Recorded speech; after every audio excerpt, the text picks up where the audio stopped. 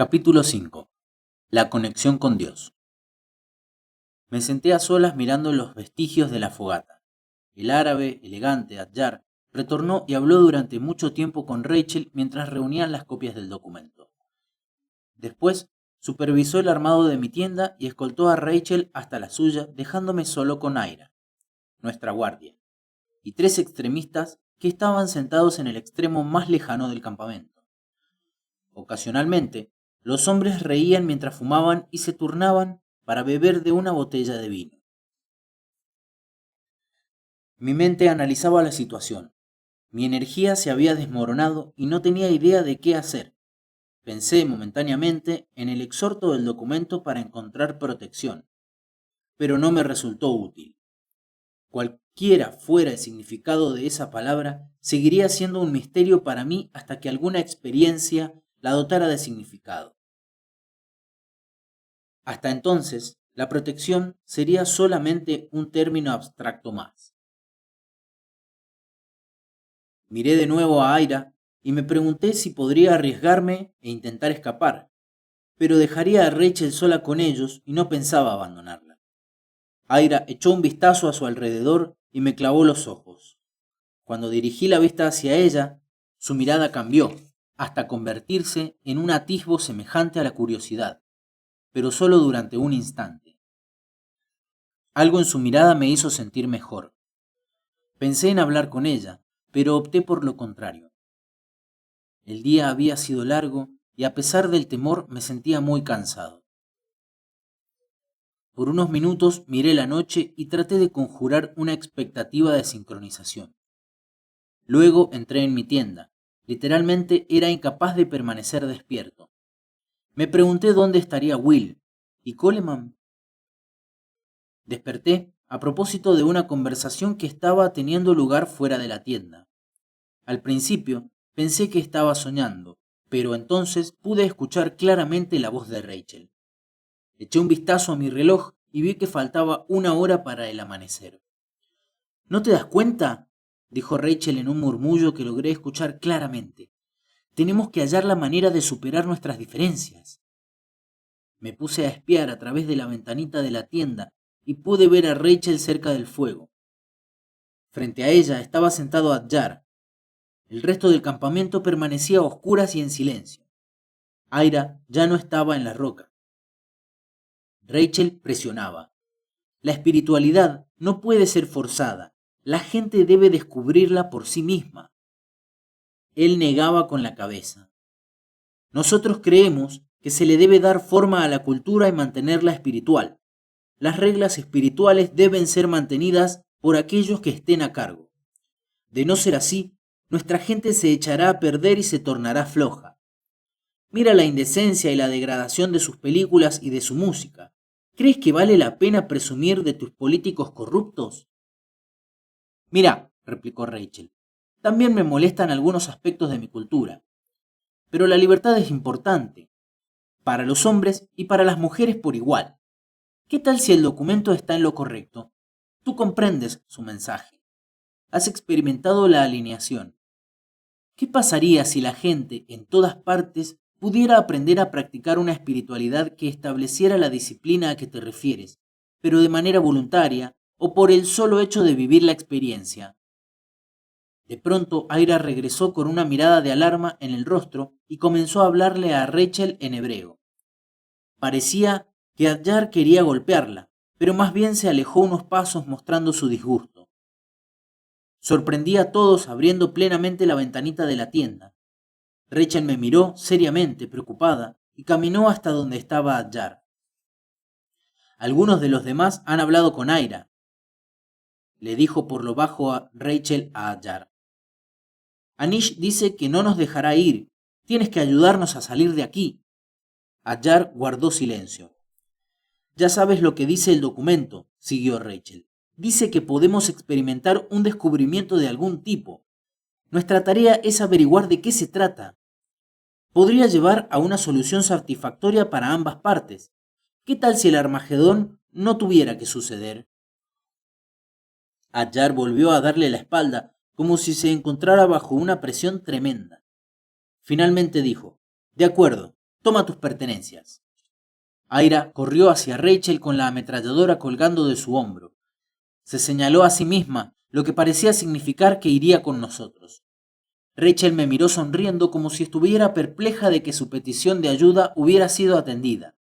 Yo me dediqué a desarmar mi tienda tan silenciosamente como fue posible. En unos minutos, los tres caminábamos cuidadosamente hacia el norte. A nuestras espaldas, Adjar nos miraba partir sin moverse.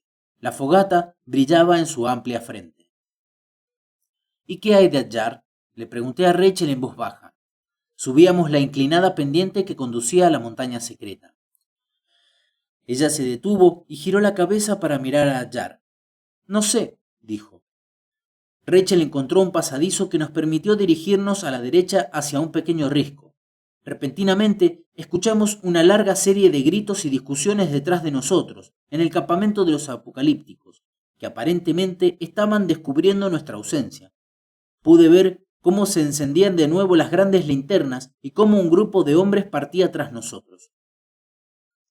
Apresuramos la marcha con rumbo norte, internándonos cada vez más en el territorio indómito de la montaña secreta. Esta zona, según sabía, tenía al menos 60 kilómetros cuadrados de terreno agreste. Caminamos hasta después del amanecer. Cada vez que el terreno ascendía perceptiblemente, aprovechábamos para constatar si nos perseguían los extremistas. Siempre los veíamos perseguirnos, pero la distancia entre nosotros no se acortaba. Conforme el sol se elevó en el cielo, apresuramos el paso hasta dejar de verlos por completo. Seguimos adelante durante la tarde temprana hasta que llegamos al punto de extenuación. Montamos el campamento en una saliente rocosa tapizada de arbustos, excepto por uno de los lados, por el que aprovechábamos para vigilar la zona. Durante el resto del día, comimos estofado y nos turnamos para vigilar y dormir. Finalmente, nos reunimos en el risco para admirar el atardecer. Rachel se sentó junto a mí y Aira lo hizo a unos pasos de nosotros, sin dejar de vigilar y dando la impresión de estar muy nerviosa.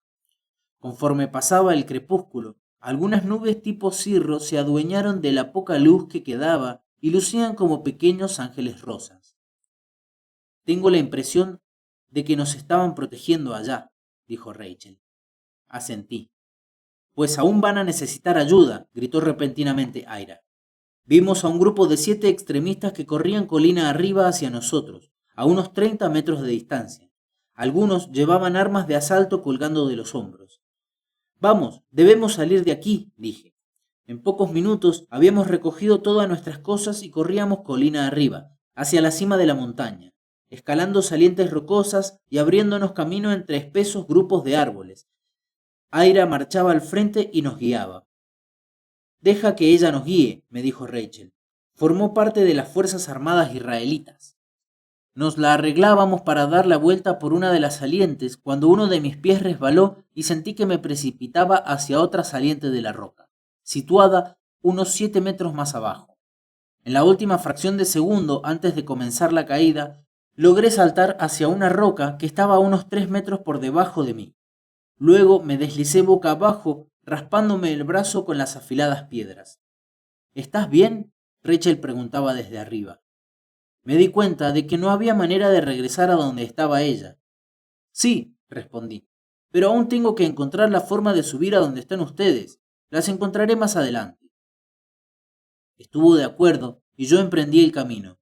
Mirando sobre mi hombro conforme bajaba en medio de la oscuridad, pude ver las linternas de los apocalípticos brillando de arriba a abajo y de lado a lado a medida que se acercaban a nosotros. De repente sonó un disparo que reverberó en la montaña con una serie de ecos que me helaron el alma. Hiciera lo que hiciese, mi energía comenzó a flaquear todavía más. Traté de animar a mi conciencia diciéndome que lo importante era salir de esa situación para encontrar las integraciones que faltaban. Incluso traté de esperar sincronización de nuevo e intentar buscar protección, pero sabía por demás que no había nadie en esos lares que pudiera venir en nuestra ayuda. Corrí en la oscuridad y luego brinqué de roca en roca. En un momento dado me horroricé al descubrir que no había forma de seguir adelante sin subir de nuevo la pendiente, lo que me llevaría hacia las luces de las linternas. Peor aún, Vi que la pendiente terminaba un poco más adelante frente a una pared de roca casi perpendicular. Para escapar, tendría que escalar ese muro vertical. Sonó otro disparo y el pánico se apoderó de mí. Todo parecía carecer de sentido. Solo experimentaba temor y un deseo desesperado de salir de allí. Cuando llegué al muro de piedra, elegí la ruta que consideré más conveniente y trepé para salvar mi vida. En cada resquicio, en la roca que lograba alcanzar, las luces brillaban erráticamente sobre mí, dándome a entender que los hombres estaban escalando también. ¿Me estarían apuntando con sus armas? La idea me llevó a padecer oleadas de pánico todavía peores, hasta que el nivel de miedo era prácticamente intolerable. En ese momento comencé a resignarme a una muerte inminente. La resignación caía sobre mí como si fuera una sábana mojada, despojándome de la energía que me quedaba. Mis piernas parecían ser de plomo. Entonces me llegó un recuerdo. Esto mismo me había sucedido años atrás, durante la búsqueda de la profecía en Perú. Estaba en la misma situación, entregándome a la muerte para darme un respiro del terror. En aquel momento me abría un nivel de conciencia que no había experimentado y que no he vuelto a experimentar desde entonces. Con esa idea en la mente, recuperé parte del equilibrio y escalé hasta la parte superior del muro. Luego me escurrí en un estrecho que se extendía entre dos piedras para tratar de encontrar un camino hacia la derecha.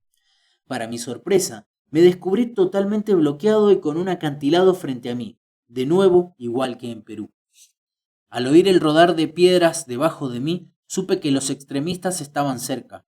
Mis débiles piernas empezaron a flaquear de nuevo y caí sobre las rocas.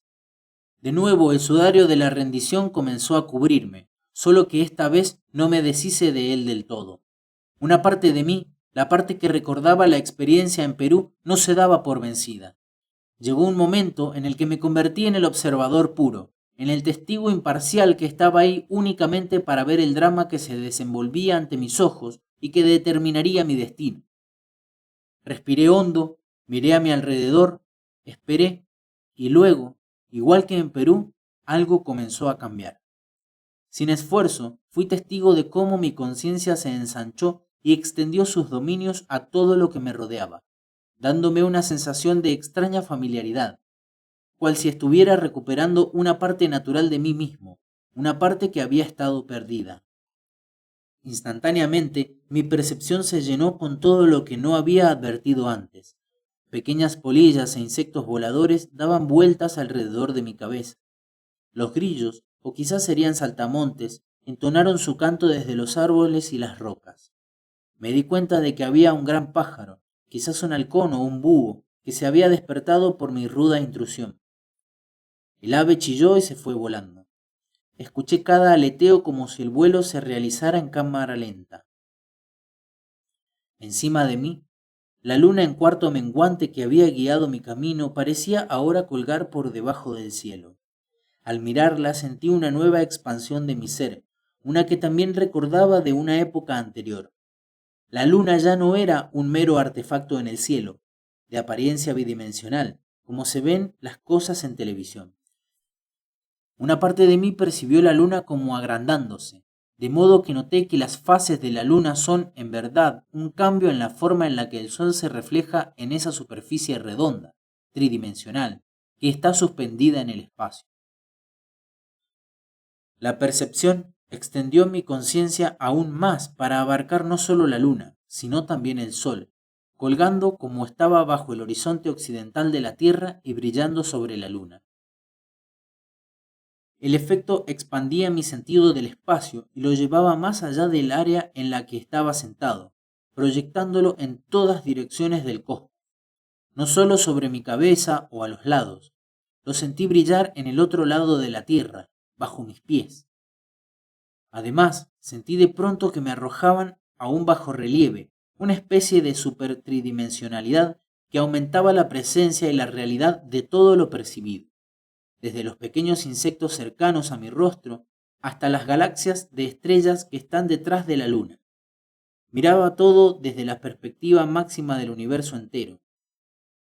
Todo lo que me rodeaba estaba vivo, con una belleza y una majestuosidad abrumadoras.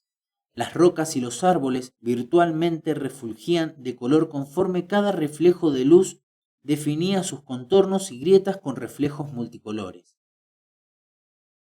El gran pino, situado junto al precipicio a mi derecha, parecía explotar en 1000 variantes de luces rojas y azules.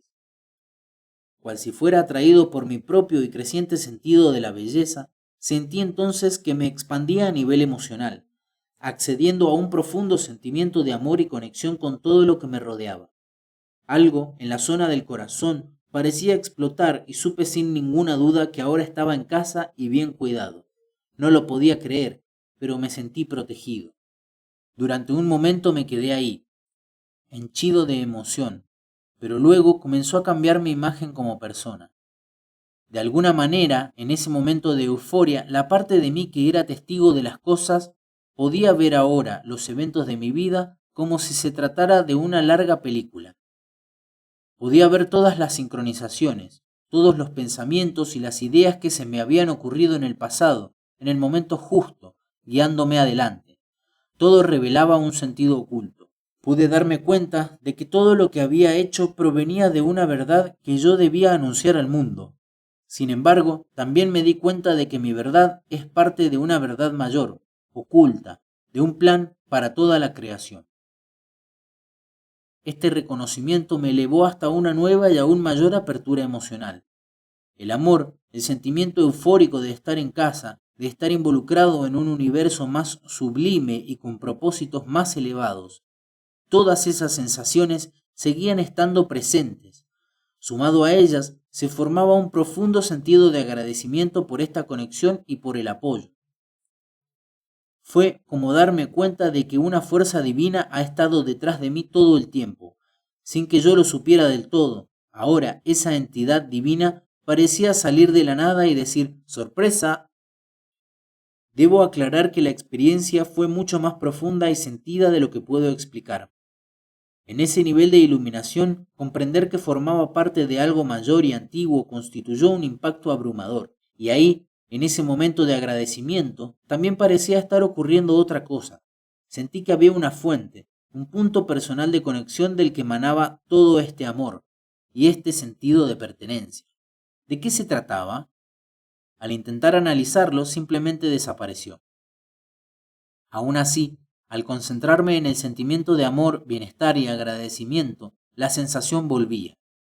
Era como si de alguna manera el agradecimiento completara un circuito de conexión que acercaba a este punto de contacto. Permanecí sentado por mucho tiempo, sintiéndolo todo a la vez, la percepción sublimada, el amor y el bienestar, el sentimiento de que existe un plan hacia el que todos somos guiados y finalmente este elusivo punto de conexión que no lograba entender.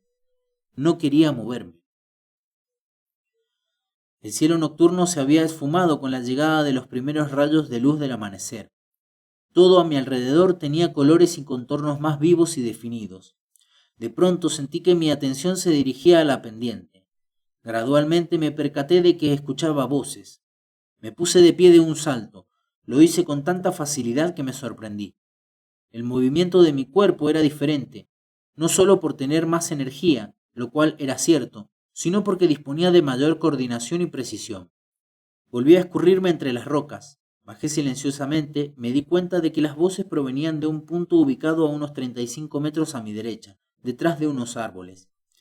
Al aproximarme, pude escuchar los acentos con que hablaban y supe que se trataba de los apocalípticos.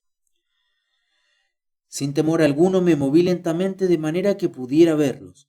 Anish y el hombre de la barba hablaban alzando la voz. Detrás de ellos estaban Rachel y Aira. Un hombre mayor estaba sentado frente a ellas. Cuando se dio vuelta, me di cuenta de que era Coleman y se veía terrible. Anish y el barbado discutían qué debían hacer con los prisioneros. ¿Saben lo que vamos a hacer?, dijo el de la barba. Liberarlos equivale a poner en peligro nuestro proyecto. ¿Qué saben?, preguntó Anish al tiempo que miraba a Rachel. Nada que pueda hacernos daño. El final se aproxima y nadie puede evitarlo. El de la barba parecía enojado. No podemos seguir arriesgándonos así. ¿Qué hacemos en esta montaña? Este idiota documento no significa nada. ¿Por qué buscamos más partes? Debemos irnos a Egipto. Anish le dio la espalda. Debo insistir en ello, continuó el hombre de la larga barba, o cada quien irá por su lado. Varios hombres armados aparecieron a espaldas del barbado. No, no, dijo Anish. Nuestra coalición es demasiado importante como para hacer eso. Miró a Rachel con un poco de lástima. No debes hacer esto, dijo Rachel. El documento explicará el final de los tiempos y el verdadero significado de todas las profecías. Lo sé. Entre todos podemos encontrar la verdad. Podría traer paz. En ese momento comprendí de súbito que todos nosotros, Rachel, Adjar, Aira, Coleman, yo mismo y Will, estuviera donde estuviese, estábamos aquí por una razón. Éramos parte del plan. Estábamos en el lugar correcto para interceder con estos extremistas. Podíamos aprender a llegar a ellos, como decía la cuarta integración. ¿Pero cómo? De pronto se me ocurrió moverme aún más a la derecha para tratar de provocar un derrumbe que no golpeara a nadie, pero sí creara la suficiente confusión como para permitir la escapada del grupo. Estaba a punto de hacerlo cuando me di cuenta de que había alguien en el área desde donde pensaba iniciar el derrumbe. De pronto un monolito enorme se vino abajo rodando hacia los pinos y haciendo que otras rocas se soltaran, incluyendo una del tamaño de una tina. Conforme empezó el estruendo, los apocalípticos corrieron en la dirección opuesta. Algo me decía que tenía que hacer algo para que Rachel y los demás corrieran hacia mí, y sentí cómo entraba espontáneamente en un estado de intención, parecido a la oración, solo que no estaba solo. De alguna manera logré sentir una conexión con muchos otros que estaba ayudando. ¿Quiénes eran? Como si hubiera recibido una instrucción, Rachel tomó a Aira del brazo y echaron a correr en dirección a donde estaba yo. Cuando nuestros ojos se encontraron, Rachel redujo la velocidad por un instante y pareció algo inestable. Aira me vio también y tomó el brazo de Rachel para evitar que se cayera. El último en verme fue Coleman, quien se aferró a una roca para evitar caerse. Sabía que estaban ascendiendo hasta el mismo nivel de conciencia en el que me encontraba yo. Pasé por el mar de confusión y polvo, sujeté a Rachel y a Aira y las llevé hasta el punto donde me encontraba antes. Coleman venía detrás de nosotros. Las rocas no paraban de rodar colina abajo. Al correr, volteé para ver el sitio desde donde se había organizado el derrumbe y volví a notar movimiento. Los llevé hasta un lugar donde había otras salientes de roca, cerca de un gran árbol. Nadie podría vernos allí. Los tres sonreían y no parecían preocupados por el peligro. Will se asomó detrás del árbol. Al verlo, mi nivel de alerta subió aún más. Cuando me miró, supe que estaba en el mismo nivel de conciencia que el resto de nosotros. Síganme deprisa, dije espontáneamente. Sé a dónde podemos ir. Los conduje hasta la saliente de roca donde me había ocultado antes e hice que atravesaran el estrecho pasadizo. Rachel, Aira y Coleman parecían absortos en su estado de conciencia y se sentaron en lugares separados. Will y yo salimos a vigilar. «Tú provocaste ese derrumbe, ¿no es así?», pregunté. Will asintió. Yo me eché a reír. «Yo pensé en causar un derrumbe, pero tú lo pensaste antes». Me miró y dijo: «¿Quién sabe? Tal vez tú lo pensaste primero y yo te escuché. O quizá lo pensamos al mismo tiempo. Eso es lo que creo». Sabía que se refería a la conexión que todos parecíamos compartir. Di un paso hacia él. ¿Piensas que estos extremistas...? Will completó el resto de mi frase antes de que yo pudiera hacerlo. ¿Nos sigan? No me sorprendería. Hizo el comentario sin el menor tono de alarma, como si nada en el mundo le importara. Eso me pareció raro, teniendo en cuenta las circunstancias que estábamos viviendo, pero luego me percaté de que yo me sentía exactamente igual. Pensábamos y actuábamos a gran velocidad, haciendo lo que teníamos que hacer. Sin embargo, parte de lo que sentíamos, el amor, el haber llegado a casa, el ser guiados por una misteriosa intuición, era definitivamente la sensación constante de ser invulnerable, como si no pudiera ocurrir nada que no pudiésemos resolver. Lo miré. También sientes la protección, ¿verdad? Entonces se me ocurrió ir a echar un vistazo a la parte baja de la colina.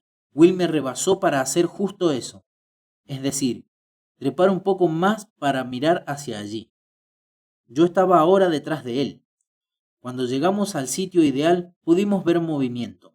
Un pequeño grupo de hombres armados se dirigía hacia nosotros. Lo sabía, dijo regresando a la saliente. Yo también, pensé esforzándome por seguirle el ritmo. Mientras nos movíamos entre las rocas, algo me vino a la mente. Cuando estaba en la saliente de roca la noche anterior, estaba oscuro. Quizás sí había una salida que llevara colina abajo después de todo. Al llegar al sitio, Rachel revisaba ya la saliente en compañía de Coleman. Buscaban exactamente lo mismo, una ruta de escape. Parecía que nuestras mentes trabajaban juntas en una suerte de superconexión. Ahora Coleman estaba completamente en sintonía. ¿Qué nos está pasando?, preguntó sonriente. Sabía que la quinta integración tenía que ver con un descubrimiento, pero nunca esperé. Solo concéntrate en el sentido de protección, dije instintivamente. Su rostro me dejó en claro que había comprendido. Ahí está la salida, dijo Aira abruptamente. Miraba por el lado derecho de la saliente. Podemos bajar a la siguiente saliente rocosa y movernos a lo largo de la pendiente, hacia la derecha. Fui a mirar, pero si son por lo menos 5 metros de altura. Puedes hacerlo, dijo ella. Al voltear, vi que todos alistaban su equipo para intentarlo. Will me miró como diciendo, ¿vamos? Aira fue la primera. Dejó caer su mochila y luego saltó sin ningún problema. Coleman arrojó sus pertenencias a Aira y luego gateó hasta el borde de la saliente. Se descolgó e hizo una pausa antes de soltarse. Will hizo lo mismo. Luego Rachel se acercó a mí. Yo la sostuve de los brazos y la ayudé a descolgarse de la saliente. Al hacerlo, nuestros ojos entraron en la más profunda conexión que he experimentado. Era como si nuestras almas se tocaran. La sostuve un momento bastante prolongado y luego la solté para que se uniera a los demás. Al saltar, yo pensé en algo que había olvidado hacía mucho tiempo. Desde muy pequeño me había caído con cierta regularidad de alturas considerables. Una vez, cuando contaba con apenas 3 años, pensé que podía volar y con un mandil atado al cuello, a modo de capa de Superman, me había lanzado desde un muro de casi 3 metros de altura sin hacerme daño. Luego, siendo un joven, subí a una escalera de mano de unos 8 metros de altura para ayudar a instalar una luz en una plataforma de concreto. El pie de la escalera se movió y caí al suelo, precisamente sobre la escalera. Mi cadera y el hombro golpearon contra los peldaños, rompiendo la inercia de mi caída. La única manera posible de no lastimarme seriamente. No sufrí daño alguno. Finalmente, volví a experimentar una caída cuando era estudiante de la universidad. Trabajaba como electricista y me caí del ático de un centro comercial. Atravesé el techo de una joyería y caí sobre una repisa de cristal de casi 3 metros de altura y con 4 niveles. La atravesé y reboté en el suelo. Después de caer, me retiré numerosos pedazos de vidrio filoso de mi cuerpo y me levanté sin un rasguño. En cada una de esas caídas, el tiempo pareció transcurrir muy lentamente y también tuve la certeza de que todo saldría bien. La misma certeza que sentía ahora que mis pies llegaban a la roca de abajo. Me pregunté si en aquellas ocasiones había estado en consonancia con la protección, aunque fuera de modo inconsciente. Aira caminaba a la cabeza del grupo guiándonos. Encontramos una ruta que nos condujo alrededor de una cañada para luego descender hasta la falda oriental de la montaña secreta. Mientras Aira caminaba a buen ritmo delante de nosotros, noté que su cuerpo era duro como la roca, como de gimnasta. Parecía exudar entusiasmo. No se queden atrás, dijo en un momento dado, pero incluso antes de que hablara todos habíamos comenzado a acelerar el paso instintivamente. Después de casi 800 metros, llegamos al llano del noreste del cañón Boynton. Empecé a cansarme y la euforia y la claridad comenzaban a esfumarse. Aira se detuvo un momento para dejar que recuperáramos el aliento. Cuando me miró, su rostro me pareció diferente, como si repentinamente se hubiera vuelto a preocupar. Al ver a los demás me encontré con signos parecidos de inquietud. Me quedaba claro que las cosas regresaban a la normalidad. Miré hacia la montaña que estaba atrás de mí. Sin advertencia alguna, un tercer disparo hizo eco en el desierto y nos llenó a todos de pánico. Estábamos al final de una zona rocosa y a punto de entrar en una planicie grande y desértica. Nos ocultamos entre las rocas. Nos hallábamos ante un dilema. Detrás de nosotros estaban los apocalípticos y a nuestro frente había unos 70 metros de terreno abierto antes de llegar a unos árboles que podían servir para cubrirnos. Podíamos cruzar de frente o hacerlo hacia la derecha, por donde los pinos más gruesos y las rocas ofrecían más cobijo. Will se me acercó gateando. ¿Permaneces centrado?, preguntó. Apenas, respondí. Recuerda que acaba de tener lugar un descubrimiento. Recién hemos echado un vistazo a un nivel de conciencia que nos parecía inexistente y ahora es posible. Tendremos que trabajar para regresar a ese estado. En ese momento sonaron varios disparos más, dando algunos contra las rocas que estaban a menos de 20 metros de distancia. Los apocalípticos no sabían dónde estábamos exactamente, pero seguían persiguiéndonos. Todos gateaban hacia donde estábamos Will y yo. Disparan desde la saliente donde estábamos, dijo Aira con voz ligeramente temblorosa. ¿Qué estamos esperando?, dijo Rachel. Debemos correr de frente hasta la siguiente colina. ¿Estás loca?, dijo Coleman. Miraba hacia la saliente de roca. Puedo ver a 2 o 3 de ellos. Todos están armados. Tenemos más posibilidades de cubrirnos si corremos a la derecha. Usa la lógica. Mientras hablaba, me vino a la mente la imagen de nuestro grupo corriendo a la derecha y sentí que mi nivel de energía se iba al suelo. Miré la ruta que teníamos de frente y por alguna razón me pareció mejor. Estaba seguro de que la opción correcta era ir en esa dirección. ¿Qué piensan ustedes?, preguntó Will. Creo que debemos correr de frente, dije. ¿Qué?, dijo Coleman. Yo no. Nos balearán a gusto. Todos miraron a Rachel. Insisto en que debemos seguir de frente, aseveró ella. Coleman, aún incrédulo, se echó a correr hacia la derecha, corriendo de árbol en árbol para cubrirse. Segundos más tarde, el resto de nosotros comenzamos a correr de frente, a campo abierto. Procuramos dispersarnos lo mejor que pudimos al correr en zigzag. Repentinamente un montón de balas se hizo escuchar por la zona donde escapaba Coleman. Al mirar atrás pude ver que algunos de los apocalípticos habían tomado posición en la colina situada directamente encima de la zona de Coleman. Disparaban en esa dirección. Todos desaceleramos la carrera para mirar hacia allá. ¡Vamos, vamos!, gritó Will en el momento en el que los tipos del risco abrieron fuego contra nosotros. Las balas levantaban el polvo cerca de nuestros pies. En ese momento capté los ojos de Will y por primera vez advertí una mirada de resignación en él. Y después sentí lo mismo que cuando me caí siendo joven, que todo iba a estar bien. De pronto escuchamos el ruido de un helicóptero que volaba hacia nosotros. Cuando estaba justo sobre nuestras cabezas, se inclinó, por lo que pude ver a varios hombres que viajaban en la parte trasera. Uno de ellos era Peterson. Me reconoció y pareció quedar estupefacto hasta que pronto sonaron más disparos que daban ya muy cerca de nosotros. Al comprender la situación en la que estábamos, Peterson se acercó al piloto y el helicóptero aceleró y pasó rozando la cabeza de los apocalípticos. Los disparos cesaron. ¡Vamos!, gritó Will, y todos corrimos sin parar hasta alcanzar las primeras rocas de la siguiente colina. Una vez ahí, vimos que el helicóptero voló en círculos alrededor de los extremistas y luego se fue. ¿Cómo supieron los del helicóptero que necesitábamos ayuda?, preguntó Aira. No lo sabían, dije. Pasaban por aquí. Me miró confundida. Fue la sincronización, aclaré. Fuimos protegidos. Me miró confundida. Fue la sincronización, aclaré. Fuimos protegidos. Final del capítulo 5.